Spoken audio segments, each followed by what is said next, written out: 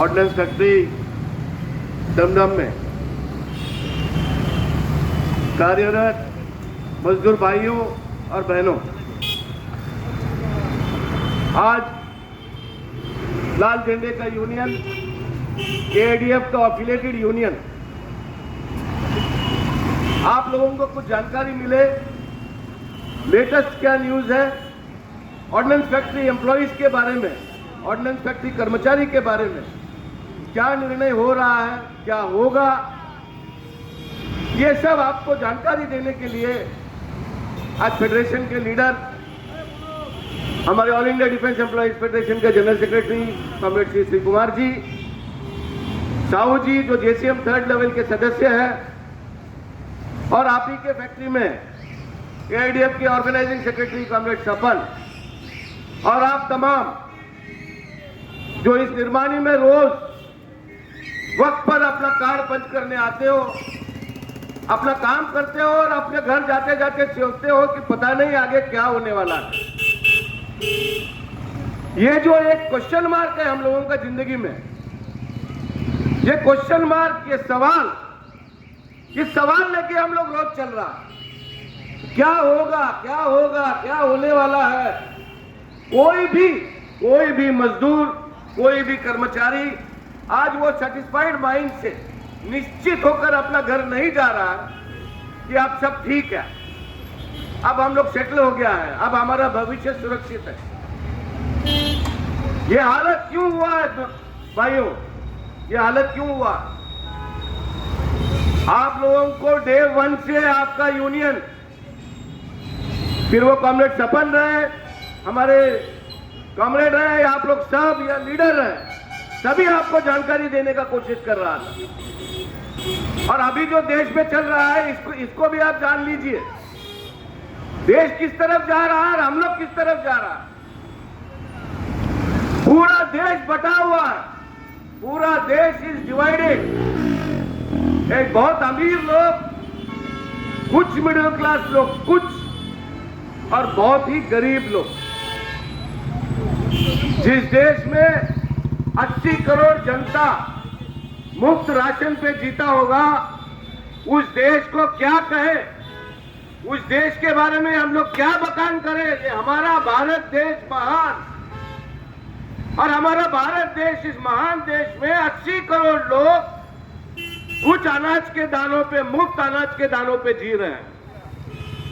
हम क्या कहें उनके बारे में। इस देश का मजदूर, इस देश का कर्मचारी, और सबसे ज्यादा अपने आप को सुरक्षित मानने वाला, सुरक्षा क्षेत्र में, डिफेंस सेक्टर में, इंडियन ऑर्डिनेंस फैक्ट्री में काम करने वाला एक कर्मचारी, आज वो भी अपना भविष्य को लेकर बहुत ज्यादा चिंतित है। और चिंतित होना चाहिए, चिंतित होना चाहिए, क्योंकि सरकार का जो निर्णय, एक एक फैसला जो हम लोगों का बीच में आया है, इस फैसले में हमें अपना तो कहीं प्रगति नहीं दिख रहा है, हमें अपना भविष्य कहीं नहीं दिख रहा है। हमारा तो छोड़िए, जब हम खुद हमारे भविष्य में अंधकार देख रहे हैं, तो हमारी अगली पीढ़ी, हमारे बच्चों का, हमारा परिवार का क्या होगा, ये सारा सवाल हमारे दिमाग में आ रहा है। हम 54, 60, 72 आवर्स काम करने वाला कर्मचारी आज 44, 3/4 में हम लोग अपने घर जा रहे हैं। कहां है ऑर्डिनेंस फैक्ट्रीज? मित्रों और साथियों, आपके सामने 4 स्टेट के लीडर आज यहां बैठे हैं। 4 स्टेट। उत्तर प्रदेश से साहू जी, जहां कालपी रोड पे 5 ऑर्डिनेंस फैक्ट्रीज है। पूरे उत्तर प्रदेश में आप देखोगे तो 9 ऑर्डिनेंस फैक्ट्रीज है। चेन्नई से हमारे श्री कुमार जी, बंगाल में आप लोग खुद, और महाराष्ट्र में मैं, हम 4 स्टेट में कम से कम 20-22 फैक्ट्री, ऑर्डिनेंस फैक्ट्रीज, ये 4 फैक्ट्री में ये 4 स्टेट में दिखेंगे आपको सबसे ज्यादा। हम चारों एक सुर में, एक आवाज में कह रहे हैं कि ऑर्डिनेंस फैक्ट्रीज बर्बाद हो रहा है, ऑर्डिनेंस फैक्ट्रीज खत्म हो रहा है, ऑर्डिनेंस फैक्ट्रीज का मजदूर आज उन्नति नहीं तो मजबूर हो रहा है। ये हम क्यों कह रहे हैं? ये हम इसलिए कह रहे हैं कि जिस निर्माणी में वर्कलोड को लेकर वर्कलोड को लेकर हम लोग सरकार से बात करके इस फैक्ट्री को जिंदा रखा। आज उस फैक्ट्री में वर्कलोड क्यों नहीं है? आज उस फैक्ट्री का फ्यूचर क्या है? ये फैक्ट्री में क्या होगा? कितने सवालों से हम लोग दबे हुए हैं। और all India defence employees federation एक अकेला फेडरेशन जो सच बोलता है, आपको ठीक लगे न या आपको बुरा लगे, हमें उसका परवाह नहीं है, लेकिन आपको सच बोलना ये लीडर का फर्ज है, ये ट्रेड यूनियन का ड्यूटी है, ये फेडरेशन का कर्तव्य है जो हम लोग करते आए हैं। कॉरपोरेशन के बारे में क्या हुआ आप सबको पता है।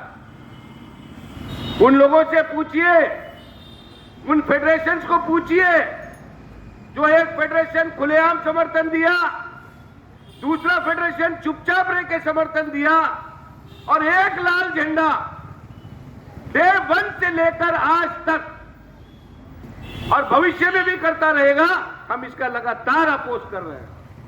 लेटर पे लेटर प्रधानमंत्री, डिफेंस मिनिस्टर, डिफेंस सेक्रेटरी, राष्ट्रपति सभी को लिख रहे हैं, सभी को लिख रहे हैं कि ये बर्बाद कर रहे हो, ये भारत सरकार का टैक्स पेयर का पूंजी है, ये कोई टाटा बिरला अंबानी ने नहीं बनाया। 41 ऑर्डिनेंस फैक्ट्रीज ये भारत का एक भविष्य है, ये भारत की पूंजी है, ये टैक्स पेयर का पैसा है, इसको बर्बाद मत कीजिए। आपका निर्णय ये मजदूर विरोधी है, आपका कॉर्पोरेट का डिसीजन ये इंडियन ऑर्डिनेंस फैक्ट्रीज के एम्प्लॉइज के खिलाफ है, देश के खिलाफ है। कोई नहीं मानता, कोई नहीं सुनता, सबको लग रहा है कि हमने डिसीजन ले लिया मतलब खत्म। अब ये खत्म वाला जो शब्द है मित्रों, ये खत्म किसको करने वाला है? ये खत्म करने वाला है इंडियन ऑर्डिनेंस फैक्ट्रीज, ये खत्म करने वाला है इंडियन ऑर्डिनेंस फैक्ट्रीज का मजदूर, ये खत्म करने वाला है उस 75,000 एम्प्लॉइज और उनके परिवार को। इसलिए आप लोगों को जागना पड़ेगा, सोचना पड़ेगा। राजनीति चलता रहेगा, आज एक मंत्री आएंगे, कल प्रधानमंत्री बदल जाएगा। हमारे लिए तो यही दरवाजा है, 60 साल के उम्र तक इसी दरवाजे पे आना है, यहीं आके कार्ड पंच करना है, यहीं आके तनख्वाह कमाना है। हमारे लिए कोई रास्ता नहीं है। तो फेडरेशन हर बार आकर आपको जो जानकारी देने की कोशिश कर रही है, थोड़ा सा सीरियसनेस आप लोगों में आ जाना चाहिए। एक नया स्लोगन अभी हम लोग देख रहे हैं, हर न्यूज में, हर पेपर में हम लोग वो स्लोगन सुन रहा है। भारत सरकार के कुछ अपने लोग हैं, कुछ पॉलिटिशियंस हैं जो भाषण करते करते बड़े बड़े स्लोगन दे के जाते हैं। ये स्लोगन वाला ही सरकार है।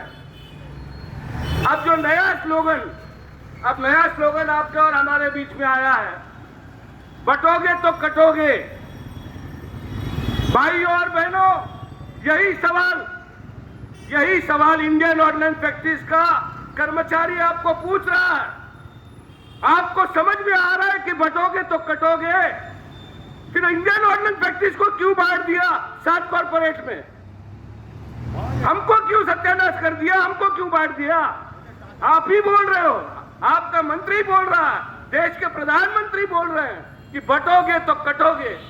हमको क्यों 7 टुकड़ा में काट दिया? हमारा भविष्य को लेकर बटोगे तो कटोगे। तो ओपीएस क्या बुरा था? पूरा देश में एक ओपीएस था, बीच में एनपीएस लेके आया, अब यूपीएस लेके आ रहे हो। तो कौन बांट रहा? कौन बांट रहा है ये बताइए। हमें पॉलिटिक्स से कोई लेना देना नहीं, हमें राजकारण से कोई लेना देना नहीं। हम अपनी बात कह रहे हैं। आप राजनेता हो, इस देश में राज कर रहे हो, आपको हमने चुन के अपना वोट से आपको वहां बिठाया दिल्ली के तख्त पर। आप जहां जा रहे हो बोल रहे हो बटोगे तो कटोगे। तो क्या हमको पूछने का अधिकार नहीं है? क्या इंडियन ऑर्डिनेंस फैक्ट्रीज का कर्मचारी ये पूछना नहीं चाहिए कि क्यों बांट रहे हो हमको? 41 ऑर्डिनेंस फैक्ट्रीज इकट्ठा था, एक परिवार था, बर्बाद कर दिया आपने। 7 कॉर्पोरेट अलग अलग बोनस डिक्लेयर कर रहा, 7 कॉर्पोरेट का अलग अलग डिसीजन है, 7 कॉर्पोरेट का सीएमडी अपने हिसाब से काम कर रहा है। तो कहां है हम लोग, कहां है? ये सारा सवाल आप सुनते हो, सोचते नहीं हो। लीडर का काम है आपको आईना बताना, सच बताना। एनपीएस, यूपीएस ये सब बकवास है। We will not accept. All India defence employees federation reject कर दिया उस यूपीएस को। नहीं चाहिए हमको यूपीएस। हमारा पहला मांग है ओल्ड पेंशन स्कीम बहाल करो। ओल्ड पेंशन स्कीम हमारा हक है। हम 60 साल जिस निर्माणी के लिए, जिस सरकारी नौकरी के लिए हम लोग हमारा खून पसीना दिया है, 60 साल के बाद जब हम रिटायर होंगे तो ये हमारा हक है कि हम इज्जत की जिंदगी जिए और पेंशन हमको उतना मिले कि हम और हमारा परिवार किसी के सामने हाथ न फैलाए। ये हमारा हक है, ये कोई भीख नहीं है। तो इसके लिए अगर हमको फाइट करना है, इसके लिए अगर हमको सड़क पे उतरना है, तो हमको उतरना चाहिए ना। उतरना चाहिए, नहीं उतरना चाहिए? आप लोगों से सवाल है, सोचिए कहां जा रहे हैं हम लोग। मित्रों और साथियों, एआईडीएफ वो फेडरेशन है जो अपना देश का जन्म से पहले मजदूर के लिए काम कर रहा है। देश स्वतंत्र होने के बाद जो आजादी का सांस हम लोग ले रहा था, वो आजादी अभी सिकुड़ रहा है। वो धीरे धीरे ऑक्सीजन कम हो रहा है। हम कोशिश कर रहे हैं अपनी तरफ से कि मजदूर को वो ऑक्सीजन मिले, मजदूर को वो ताकत मिले कि वो फिर से लड़ाई के लिए तैयार हो जाए। और हमको तो कोई दूसरा रास्ता नहीं दिख रहा मित्रों, क्योंकि राजनेता जो स्लोगन देते हैं उसका ऑपोजिट काम करते हैं। आपको जहां ठीक लगे आप वहां स्लोगन देके पूरा देश को बहकाने का कोशिश करते हो। अरे हम मजदूर ने आपका क्या बिगाड़ा? हमने आपका क्या बिगाड़ा? हम तो इस फैक्ट्री में आ रहा था, काम कर रहा था। काम देना सरकार का ड्यूटी है। इतने मैनेजर जो इस फैक्ट्री में है उनका ड्यूटी है मजदूर के हाथ में काम देना। अब अपनी जो नाकामयाबी है उसको छुपाने के लिए हमको अपने कॉर्पोरेट, अब कर तो दिया, अब चलाने का आपको समझ में नहीं आ रहा कि कैसे चलाए, किस तरीके से चलाए। ये भी क्या हम सिखाएंगे? अरे आप ट्रेड यूनियन लीडर को सीएमडी बना दीजिए, देखिए हम लोग कैसे बनाते हैं। 41 ऑर्डिनेंस फैक्ट्री मजदूर के हाथ में दे दीजिए, देखिए हम कैसा फैक्ट्री चलाते हैं। हम लोगों का ये ताकत है मित्रों, और एआईडीएफ अपनी ताकत जानती है। जब तक मजदूर अब फेडरेशन के साथ है, मजदूर ये लाल झंडे के साथ जब तक जुड़ा हुआ है, किसी मजदूर का एक भी बाल बाका होगा ऐसा होने अब ये फेडरेशन देगा नहीं। ये हम आपको समझाने के लिए यहां आए हैं। बुरा लाग चाहे आपका और उस बुराई का बीच में सरकार जो चाहती है बुराई करना, उसके बीच में खड़ा है all India defence employees federation. Comrade Shri Kumar हर कॉर्पोरेट के बारे में लिख रहे हैं, अपना ही कॉर्पोरेट जहां वो खुद रहते हैं, जहां से वो रिटायर हो गया। टीसीएल इतने सालों से काम नहीं, यहां तक ऑर्डर हो गया कि टीसीएल को अभी बंद करना पड़ेगा, टीसीएल को मर्ज करना पड़ेगा, टीसीएल का सारा एम्प्लॉइज को दूसरा फैक्ट्री को ट्रांसफर करना पड़ेगा। कपड़ा सिलाने के लिए अभी हमारे पास कोई भी ऑर्डर नहीं है। एआईडीएफ लड़ा, जनरल सेक्रेटरी लड़ा, उस हर फैसले के खिलाफ लड़ा और सरकार को झुकना पड़ा। आज टीसीएल को वर्कलोड फिर से उनको बहाल करना पड़ा। ये फाइट नहीं करते तो क्या होता? 1 अक्टूबर 2021 में भारत सरकार कॉर्पोरेट का डिसीजन लिया। अगर एआईडीएफ फाइट नहीं करता, अगर एआईडीएफ प्रोटेस्ट नहीं करता, अगर एआईडीएफ सड़क पे नहीं उतरता, क्योंकि बाकी लोग के बारे में हम इसलिए नहीं बोल रहे हैं क्योंकि उन्होंने मान लिया, लेकिन अगर ये एक लाल झंडा अगर चुप बैठता तो आज 2024 आप डीम डेपुटेशन पे रहते। 1 अक्टूबर 2021 से ही आप लोग सब कॉर्पोरेट के एम्प्लॉय हो जाते।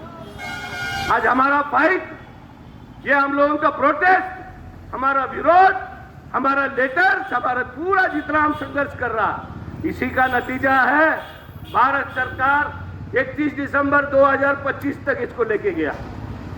और हम फाइट करते रहेंगे यही डिमांड लेकर कि 1 अक्टूबर 2021 के पहले जितने भी एम्प्लॉइज 41 ऑर्डिनेंस फैक्ट्रीज के निर्माणी में जो भी कर्मचारी था किसी भी ओहदे पर, फिर वो जनरल मैनेजर से लेकर लेबर क्यों ना हो, ये सारे कर्मचारी को वन स्ट्रोक में आपको सेंट्रल गवर्नमेंट एम्प्लॉय डिक्लेयर करना पड़ेगा with all perks and benefit. ये डिमांड है, ये हमारा जायज डिमांड है। अब इसके लिए लड़ना पड़ेगा।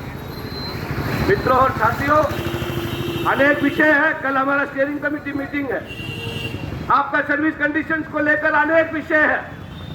Night shift bonus, OT arrears, piece work correlation, ratio restructuring, trade में रेशियो रिस्ट्रक्चरिंग, ये सारा इश्यूज कल डिस्कस होगा। लेकिन मेन है हम लोगों का सर्वाइवल, मेन है फैक्ट्री को जिंदा रहना, मेन है इस फैक्ट्री के ऊपर भारत सरकार का वो अशोक स्तंभ फिर से बहाल करना, ये हम लोगों का टारगेट है। मैं आप सबके सामने विस्तार में कई विषय के ऊपर बात कर सकता हूं, लेकिन हमारे बीच हमारे general secretary comrade Shri Kumar ji यहां उपस्थित है। उनको नेशनल लेवल का सारा इश्यूज आपके सामने रखना है, इसलिए ज्यादा वक्त ना लेता हुए मैं आयोजक से ये निवेदन करता हूं कि उन्होंने जो हमको बोलने का मौका दिया उसके लिए धन्यवाद। और आप सबसे यही रिक्वेस्ट है, लाल झंडे पे भरोसा रखिए और संघर्ष के लिए तैयार हो जाइए। लाल सलाम। धन्यवाद धन्यवाद हेलो हेलो हेलो अभी আপনারা শুনলেন যে আমরা বর্তমানে বর্তমানে অর্ডিন্যান্স ফ্যাক্টরির লোক আমরা যারা কর্মচারী রয়েছি তারা কি পরিস্থিতিতে রয়েছে। হ্যালো হ্যালো এখন আপনাদের সামনে বক্তব্য রাখার জন্য অনুরোধ করব অল ইন্ডিয়া ডিফেন্স এমপ্লয়িজ ফেডারেশনের general secretary comrade Shri Kumar.